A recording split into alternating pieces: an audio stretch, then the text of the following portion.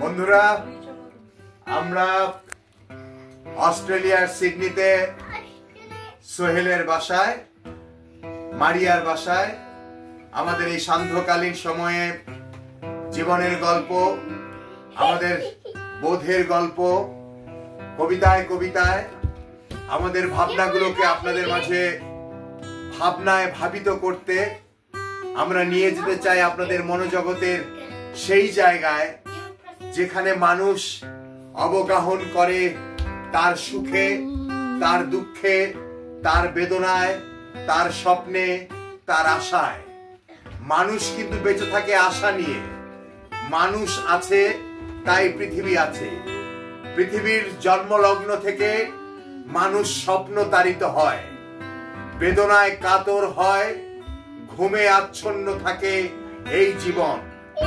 এই জীবনের যে সঙ্গীত, তার যে মূর্ছনা, তার যে ভালোবাসা, তার যে অবস্থান, এবং এই যে শিশু, তার যে পৃথিবী, সুখে সুখে অনুভূতিতে মানুষ বেড়ে ওঠে তার মগজে, তার মেধায়, তার স্বপ্নে।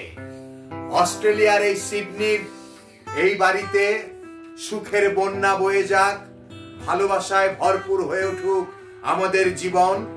আমাদের দুঃখগুলো দুঃখের কালো নদীতে ভাসিয়ে দিয়ে আমরা ভেসে যেতে চাই দূর, বহুদূর। আমরা থাকবো, আমরা এগিয়ে যাব। আমাদের ভাবনাগুলো কেউ চুরি করে নিতে পারবে না। আমরা চাই মানুষ তার স্বপ্নের সাথে এগিয়ে যাক।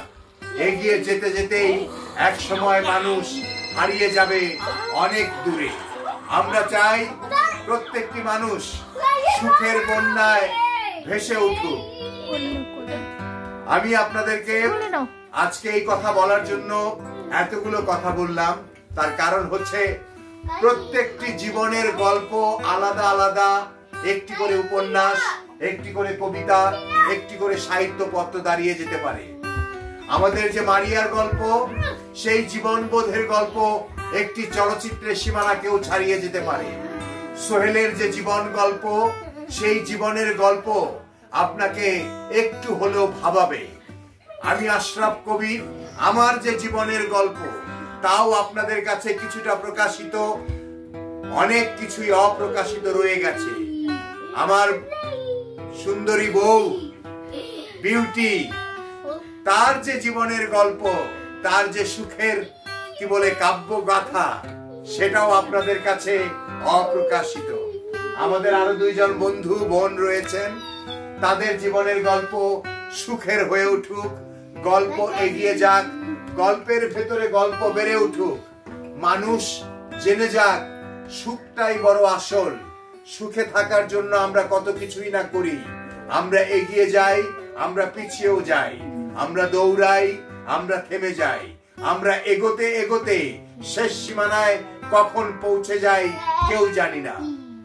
এতক্ষণ আপনাদেরকে আমি যে বর্ণনাটি বললাম, তা আমাদের জীবনের প্রত্যেকের মূল গল্পের মূল কথা। এই যে সঙ্গীত, পৃথিবীর জন্মলগ্ন থেকেই সঙ্গীতের মূর্ছনায় মানুষ অবগাহন করে। মানুষের মনে যে সঙ্গীতের তার দোলা দিয়ে ওঠে, সেই যন্ত্রের মাধ্যমে মানুষ সুখ খুঁজে নেয়, দুঃখ খুঁজে নেয়, আত্মহননের পথ বেছে নেয়। মানুষ উঠতে চায়, ভেসে যেতে চায়, হারিয়ে যেতে চায়। কেন? পৃথিবীতে সঙ্গীত আছে তাই। কেন? পৃথিবীতে কবিতা আছে তাই। কেন? পৃথিবীতে মানুষ মানুষের দুঃখে এখনো কাঁদে, এখনো হাসে, এখনো আফসোস করে। আমরা চাই প্রত্যেকটি মানুষের দুঃখ তার নিজের কৌটায় ভরে যত্ন করে রেখে দিক। সে যাওয়ার আগে সেই গল্পটি, সেই কবিতাটি, সেই সাহিত্যটি, সেই সঙ্গীতটি প্রতিদিনের মতো সে ব্যবহার করুক। আমাদের যে বাংলাদেশের জীবন, বাঙালির যে জীবন, বাংলা যে সাহিত্য, তা পৃথিবীর তাবৎ মানুষদের জন্য সুখ নিয়ে আসুক। এই যে পৃথিবীতে এত হানাহানি, এত দুঃখ, এত বেদনা, সেই বেদনার ভেতর দিয়ে আমরা আপনাদেরকে জানাতে চাই, বেদনা ভরে রাখুন, দূরে সরিয়ে দিন, হারিয়ে যান সুখের অবগাহনে। সুখ কিনতে পয়সা লাগে না। সুখের ভাবনায় আপনি যদি ভাবিত হয়ে উঠুন, সঙ্গীত আপনাকে নিয়ে যাবে সেই মূর্ছনায়, সেই আবেগে, সেই যন্ত্রণায়। কবিতার শিরোনাম তুমি আছো আমি আছি। এক ভাবনা থেকে আরেক ভাবনায় যেতে যেতে আমরা ঘুমিয়ে পড়ি পৃথিবীর শীতল গাছের নিচে। মানুষ জন্ম থেকে মৃত্যু পর্যন্ত অদেখা না দেখা সবকিছুকেই ধারণ করে রয়ে যেতে চায় এই পৃথিবীতে। চলে যাবার পর ফিরে আসার আকুতি থাকে। মানুষ কি আর ফিরে আসে? হয়তো আসে, হয়তো আসে না। কিন্তু জীবনের গল্প প্রত্যেকের ছন্দে, তাল, লয়ে রয়ে যায় আলাদা আলাদা ভাবে। আমরা চাই সকলেই সুখী হয়ে উঠুক, কবিতার মতো, স্বচ্ছ জলের মতো, স্বচ্ছ নিম গাছের ডালের মতো। আমরা পৃথিবীর মানুষকে